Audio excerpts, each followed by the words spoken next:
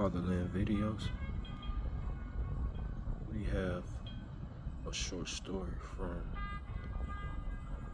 the lost stories of Atlantis.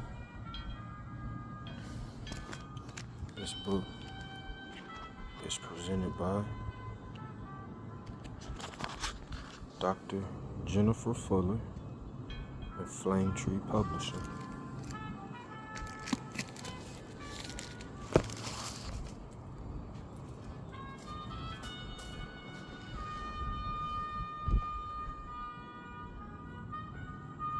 This story is written by Phylos the Thibetan.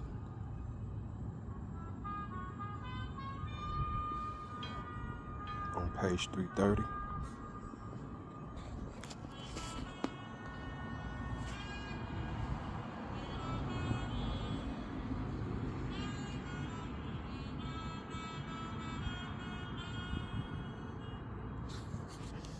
Again, we looked over Atlantis and saw many things else. The Zalaman. Time possessed a peculiar interest. I saw the dim, distant past, and past old in the earth, and ancient when earth was yet a babe in the cradle of time. Adam, cheese fest of prehistoric races, numbering at home in Poseidon and abroad in the colonies, almost 300 millions of souls. Atah, known through the olden earth of Atlantis, queen of the seas, and her people of the children of Engad, or the children of the sun. And as for the sons of God, how are they mighty fallen? For now I behold her ancient sight as part of the bed of the restless sea, covered with ocean, ooze, and slime, and to be known as the haunt of man only through the clear vision of the perfected eyes which can straw records. Again the scene was presented, so that we saw it as the eyes of my poor, weak, and pitiful mortal personality, as Zelen, had seen it. There was stately, Kafur, the royal, and there far away,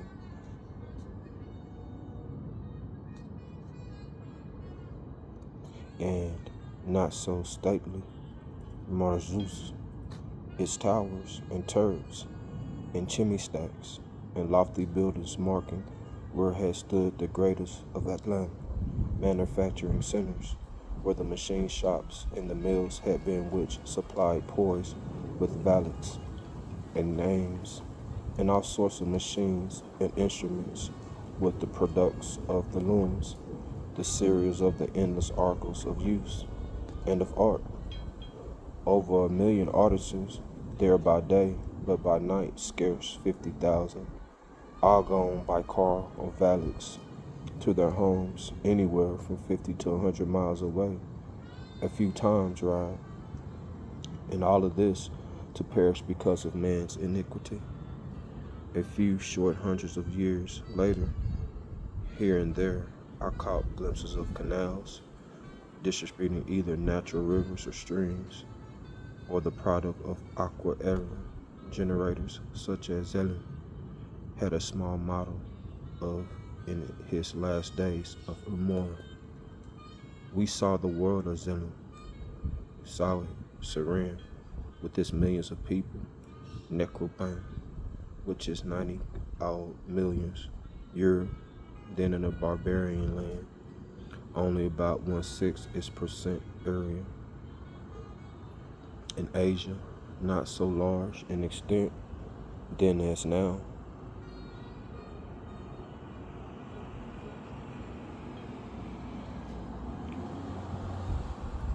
but containing over 500,000 of souls.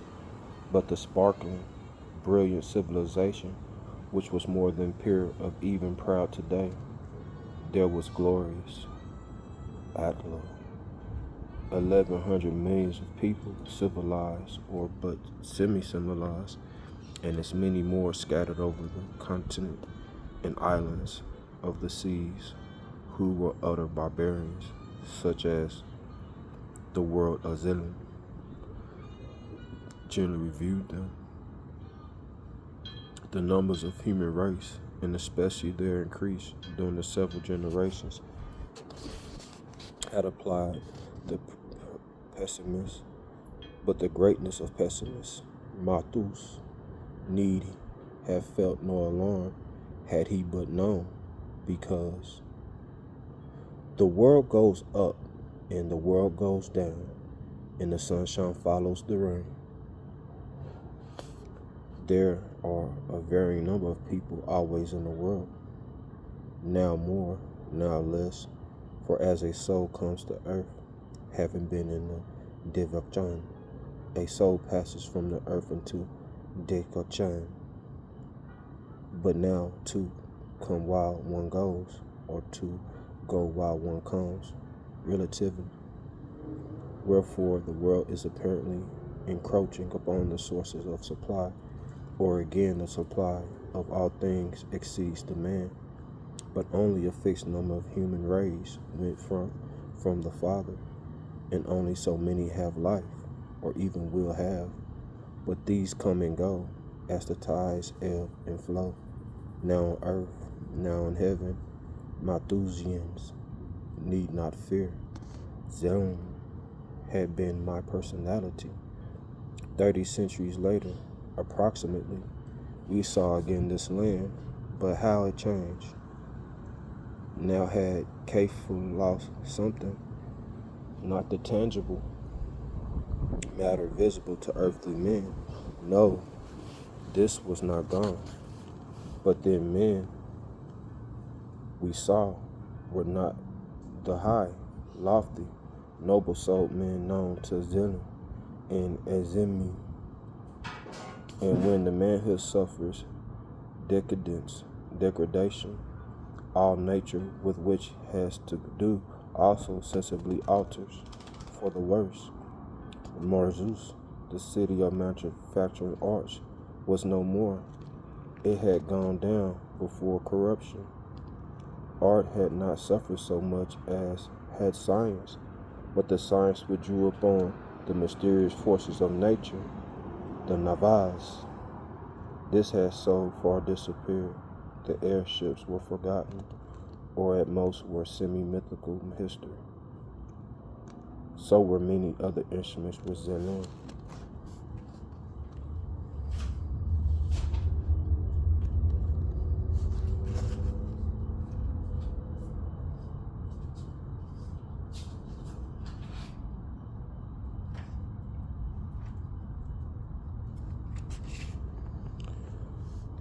Had known the name of those wonderful wireless combined telephonic and photographic image transmitters, and the vocalgrapher, the Calorian instruments, and the water generators, all were lost in the night of time. But the men of 20th century shall find them all again. The 28 decades of centuries have they now here continued, and soon it shall be proclaimed. The evening and the morning are the seventh day. Ye who hear all my message are the men and the women of this new day, and shall inherit all things from our Father forever. And the full eventide of that day which cometh shall be, behold, you caught up into the heavens to escape the end of all things, when the earth also and the works that are therein shall be burned up. But I should deal with the past, not with the future. The seeds of corruption sown into the hearts of men by the evil one, master of Manim, germinated and throve, and then began some centuries after the time of Guaxton and Zenon, a long steadily downward course which weakened the self-respect, manhood, and womanhood of Poseidon are lost revealed in countless ways, culminating in national depravity and ruin. It was upon of these phases of ruin that we next gazed. We saw a woman upon whose face rested a light almost divine in the power of its transfiguring beauty. Her slight figure seemed not so much of the earth as of heaven. The loose robe of gray which she wore fluttered in the breeze. The long tresses of brown hair, unrestrained, swept back and forth from the glorious face, of which sat pity and despair, yet mingled with wonderful radiance of appealing, entreating, agonized hope, that some might hear and turn away from the course they were following. Her appeal assumed the most perilous form for the champion which an appeal can assume, that of a sharp denunciation. She denounced the hideous system of blood sacrifice in religion as being diametrical opposition to right, to God, to man, and responsible for the corruption of the people. At this, the priests among the crowd uttered hoarse cries of rage, in a voice, the astral record of which rings yet and forever for those who have ears to hear such psychic tones. She cried, for a high place on the pedestal of the monument 20 feet from the ground and the unturned faces below. O ye, think ye that in God will accept the blood of innocent animals for your crimes? Who saith this doth lie? In God will never take blood of anything, nor symbol of any sort which places an innocent in a guilty one's stead. And the Incaletlan, in the holy seat, and the Maxim light acts dishonored whenever a priest layeth an animal on the Teostone, and striketh a knife to his heart, tears out the tosses of sacrifice into the unfed light. Ye, the unfed light, doth truly destroy it instantly.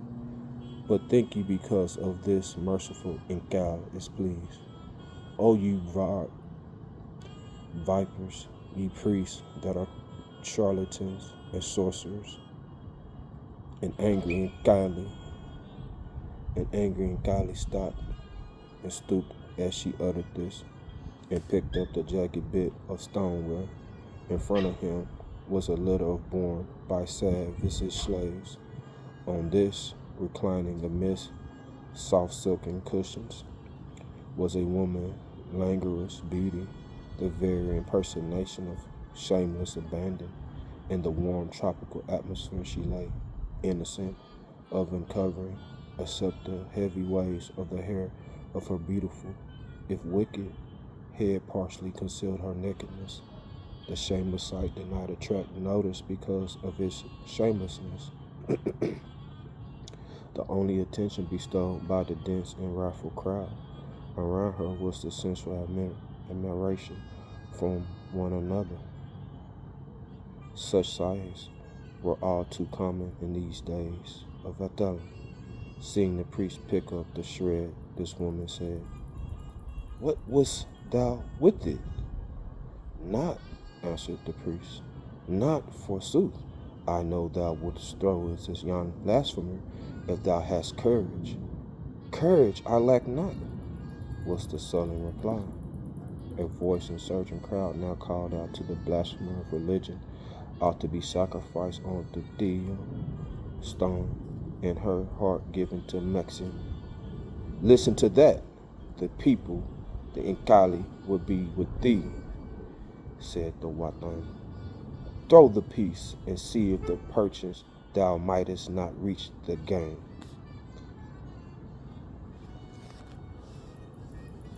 The ecclesiastic raised his hand back and poised the missile, with the crowd nearest him, gazed with eager eyes. Then the cruel bit of pottery hurtled through the air toward the fair speaker overhead. Her temple was present, and the missile she might have avoided had she noted its coming struck full on the dainty mark.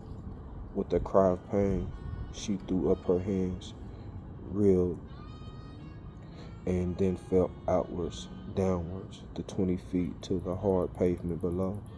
The crowd, which had hushed an instant, now uttered fierce growls, and those nearest ran to the victim of the coward priest. Several of the sacerdotal caste picked the poor body up and carrying it by the feet, arms, and hair, quite as if assault had been personated, instead of being the work of the miserable fiend, started off to the Atlantis, whose vast pyramid loomed not far away. "See," said Phylos, "this first human sacrifice is Calful. Me, even me, the slew for trying to stem the tide of depravity and ecclesial criminality. I repeated to them the prophecy of Maxine, and they heeded not, but slew me, for that woman was the personality I reincarnated 3,000 years after thou, Azalium, did leave me in Anazim." With a strange ecstasy of crime, the priest, scarce or instant pausing, placed the still unconscious victim on the theia. Then the chief priest, still called the Inkalix, stepped from the holy seat, as it once had truly been. By the side of the victim, he stooped and profaned not God, but man, by a prayer to the God. For no man can endure God except through the enduring man. Then he threw open the gray robe and bared the white breast. Swiftly he raised aloft the keen-edged knife, then smote. A shoulder shook the reviving victim, who was about recovering consciousness. The murderer then tore out the quivering heart and cast it into the unfed light.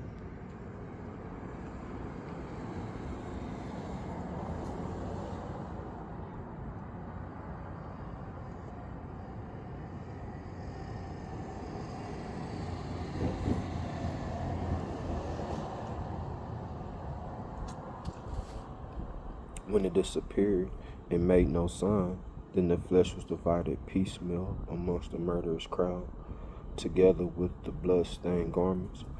But the most of the blood had run into a depression in the thea made for sacrificial blood. To this priest added liquor, and in maddened frenzy quaffed the mixture from golden goblets. The scene was sickening, and I felt my very big revolt. And the poor murdered woman, a virgin, who had given her life to rescue her nation from sin, that was she who had long centuries before been Nzimi, and now was Ferris, part of myself, and I a part of her being, for our spirit was one reunited. I could forgive the crime if I looked back upon, for the criminals knew not what they did, and they have suffered for it.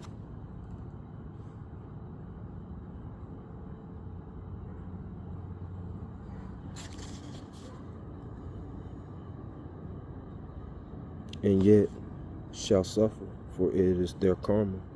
When death, the conqueror of all mortals, garnered his harvest in the death, these souls which had sown sin and gone tares were reaped by the great reaper, and the tares were sown with the good wheat when the next souls reincarnated, and they had to glean and uproot as they could, and so must continue to tear up the evil weeds till everyone be uprooted.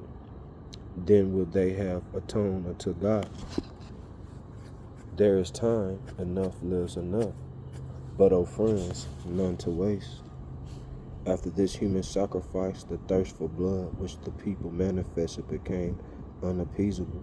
They demanded the life of the priest who struck down the woman, for they were not yet accustomed to the rites of the Nkali, so newly arrogated those human sacrifices. They claimed that they had really murdered the woman, that they were unprepared to go so far, that therefore he who threw the missile must die. The tumult became so violent, and the insurrection seemed so imminent, that the wretched priest was dragged out and offered by his fellows as the woman had been. But now came the denouement, when the high priest turned to cast the heart of the last victim into Maxine. He staggered as if struck. His hand fell by his side. The heart dropped on the pavement, and the stricken man fell forward unconscious. The tall taper of the unfed light was gone. The Maxine book was gone. In its place stood a human form, that of a son of the solitude. In his left hand was a sword, in his right hand a pen. Behold, the day of destruction is at hand, which was foretold ages ago. Atlantis should be no more, be held by the sun in its whole course, for the sea shall swallow all you all. Attend ye. Then the dread apparition vanished, but the unfed light came not again. The people fled, shrieking, leaving the priest who had fainted lying on the floor. It was all well, for when venturesome ones came into the enclosure many days later, he still lay as he fell, for he was dead. In his greater knowledge, for wicked as he was, he yet was chief. He knew sorcerer that he was, that there really was a power of right which was destined to bring the corruption of poise low and uproot the hideous mockery of sin, enslaving the nation. And in his knowledge, his soul had gone forth from his body in desperate fear to return no more.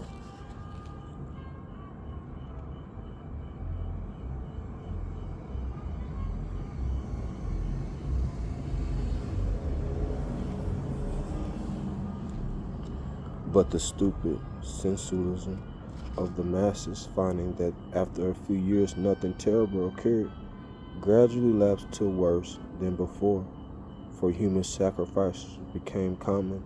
Lust, gluttony, and drunkenness ran riot, and the moral night's deep darkness closed and yet more blackly. One man and his family who lived apart partook not of the general wickedness.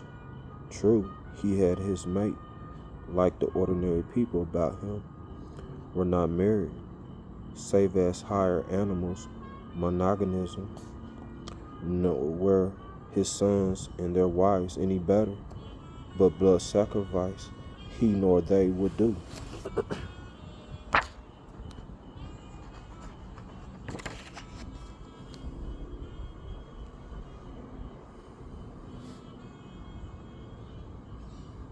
And then, when the monarch proclaimed that all must worship according to the new standard and sacrifice babies and women, these men, giants in stature and far superior, any one of them, to a dozen of the corrupt slaves of the Ra, refused to obey the mandate. Fruits and treasure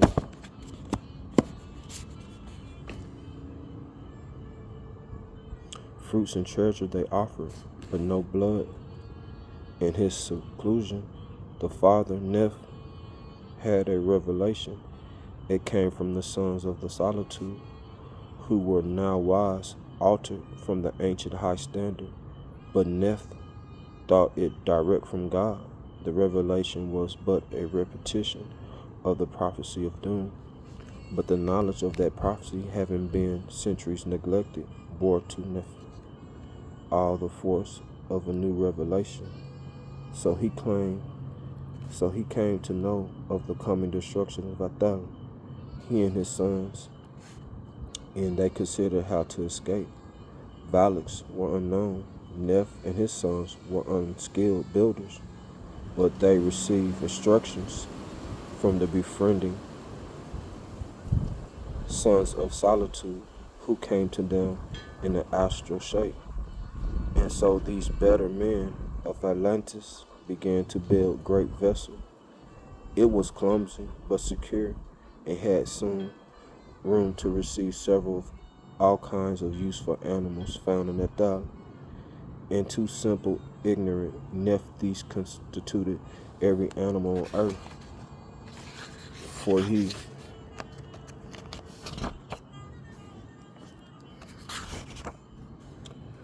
knew nothing of the other lands across the seas, scarce knew the prophecies of Encalia or Umor, for in these days, the last days, communication was not closely kept up. His neighbors and friends jeered and revealed him as a blasphemer, and he and his sons as men crazed. But these years lapsed, and the great ark of refuge grew until one day it was complete. Then Neph and his sons provided it was ample stores, and they took the animal from the pens wherein they had placed them as they captured them in the years past. Indeed, most of these animals had been born in captivity and were tame, so long had Neph carried on all works together, not knowing just when the dread prophecy was to be fulfilled. The final preparations were not so soon completed. Only a few days elapsed ere the earth shook and trembled in a frightful manner. Rivers left their beds or sank through the vast crevices in the earth. Mountains shook till they were left as hills, and bowed their tall heads to the plain. A crevice opened closely by the vessel of refuge, and the river, which half a mile wide had flowed past to the ocean 50 miles away, now poured with mighty and roared into the opening. For 3 days this awful turmoil continued, and men came in beseeching for admittance. But Neph said, "Nay, thou wouldst never believe in the other days. I told thee then this land should sink under the seas, and thou didst reveal me. Now give thy way until thou meet thee." Neph spoke truly.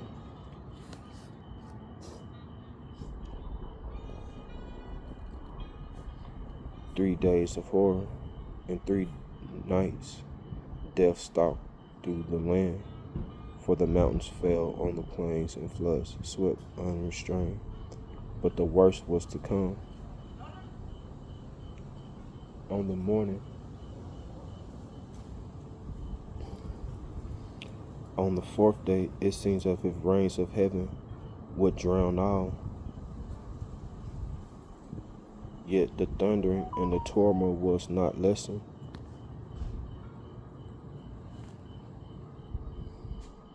The gates of heaven and of the great deep were yet to be broken, and the continent ye, much also the world to be drowned. The people not yet destroyed were married and were gathered in the high places. Suddenly it seemed as if foundations of the world were withdrawn, for by one frightful universal motion the lands left unflooded began to sink, but never a pause to the hideous sickening sensation. All things sank down, down, down, 1, 2, a dozen feet, then a period of rest. The rains, which came in sheets instead of drops, the wild blast of furious wind, the sinking motion, all ceased while men might count a score.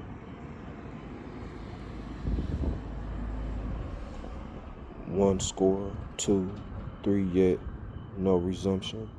The wretched people, hidden in such poor shelter as they could find, and dare avail themselves of, began to breathe easier. Perhaps the fearful ruin was at last stayed. But no, a slight tremble, scarcely noticeable, after the mad 3 days, and then with one swift leap down to death, the great continent of Atlantis sank, as a stone sinks in water, not a paltry dozen feet, nor even 100, but almost a mile. It sunk at a horrible bound. Next, in the middle of the third day, his vessel of refuge had floated to the ocean on the outgoing rush of the floods, and there the winds had carried him until, when the Thala sped down to depth, he and his storm-beaten ark were a couple 100 miles away. A very few other people had been similarly forced seawards, and these, after weary weeks, at last came around the southern promontory of Africa and drifted northeasterly to the land on the west coast of Amor. Here, too, the destruction had left but a few miserable survivors, but the few hundreds thus left found that the race which, repopulating the land, was found by Pizarro, after many centuries upon centuries had elapsed, and a few thus became many. They would not permit blood sacrifice, but yet, like Neff, offer fruits to Inca and retain the name, slightly modified, so as to be Inca, a name bestowed upon their rulers. A few survivors landed further north and repopulated the land conquered by Cortes, the Spaniard, a few short centuries ago. But these headed not the lesson, for no sooner were they landed on the desolated shores than they had slew a woman as a thanksgiving for their escape. But Neff, for many days, his vessel drifted over the silent seas, with only this careless roar and the ceaseless rain upon the roof to break the stillness, as a vast vessel grounded. He knew not where he was, for he was an arrogant man, but the aspect of things was changed wholly when at last he descended and less. But the aspect of things was changed wholly when at last he descended and let loose his living freight, though he knew it not. He was in Asia. This land had not suffered as other lands, but yet floods had covered all the western part of Asia, the eastern proportions, and what there was of Europe and America had not remained undated after the quick subsidence of the enormous tidal wave, which 1,300 feet in height swept outwards from Atlantis. Sight upon the recoil of enfolding ocean, thus close the scene from us, the great deluge was over. Then furious, and I turned to the other phases of the mysterious past. These, too, not less interesting, may not enter these pages.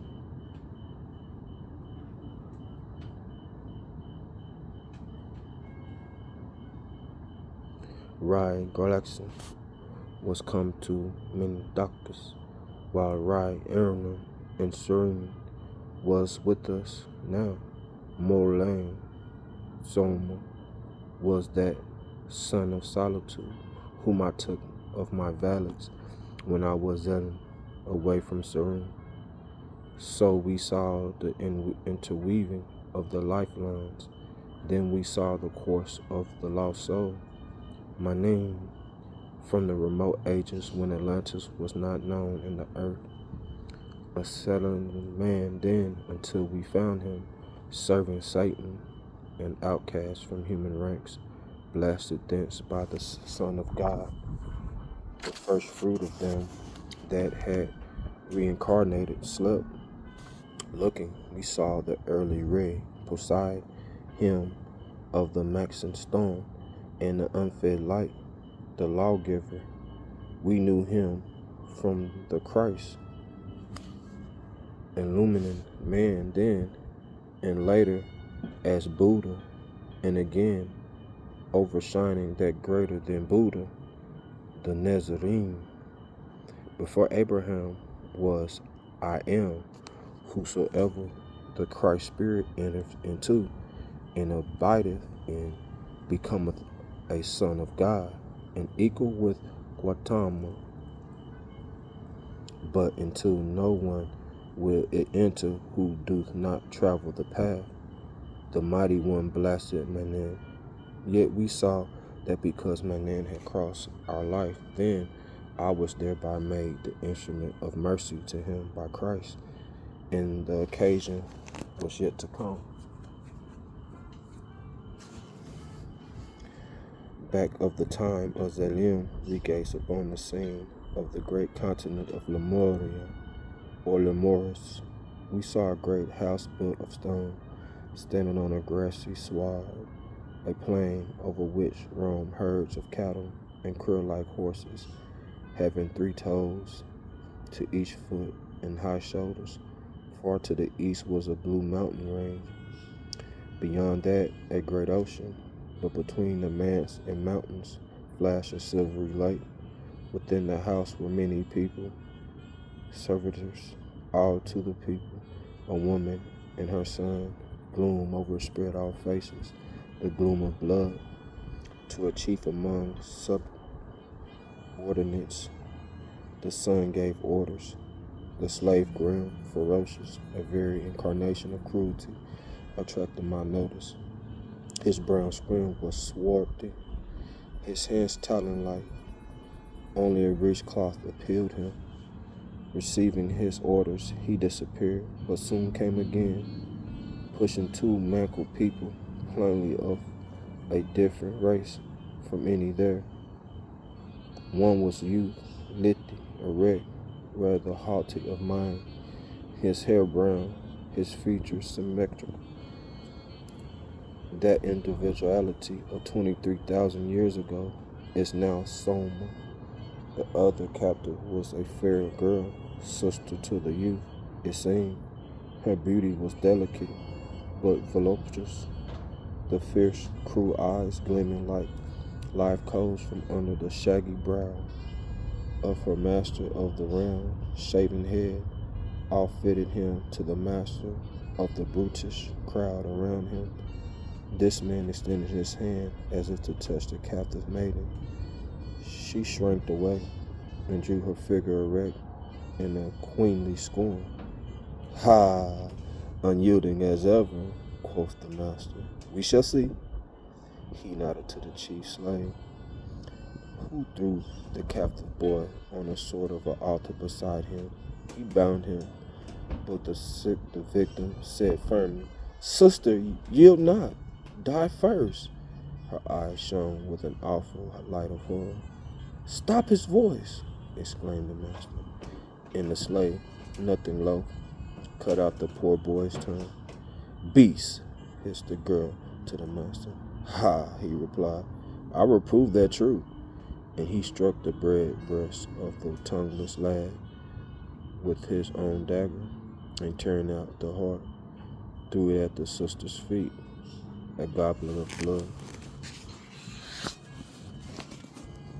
was caught, and the master's mother, a priestess who stood by the block, took and gazed into it. Then she said, "The gods saw that girl almost die."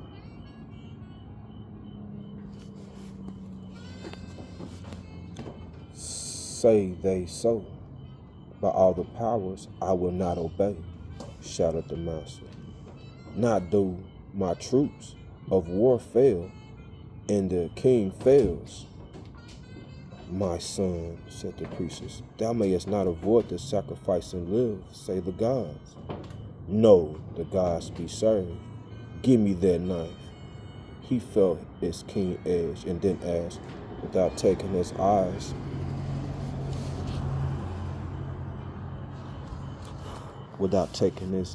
from the weapon, "Say the gods yet so?" "Even yet," said the priestess. "Bind the maid," and his orders were obeyed. Though the girl had fainted, the executioner laid his ear to her breast. A faint smile relaxed his features, and she said in his soul, "She is dead." He laid his hand on her breast, stood erect, and said, "Accept, ye gods, this sacrifice." An instant, the knife glittered overhead. The next, he had buried it in his own heart.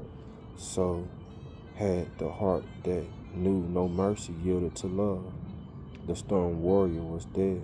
The gods must have blood, he thought, but he gave his own. What personality was he? Was the girl dead from horror? Myself and Pharisees.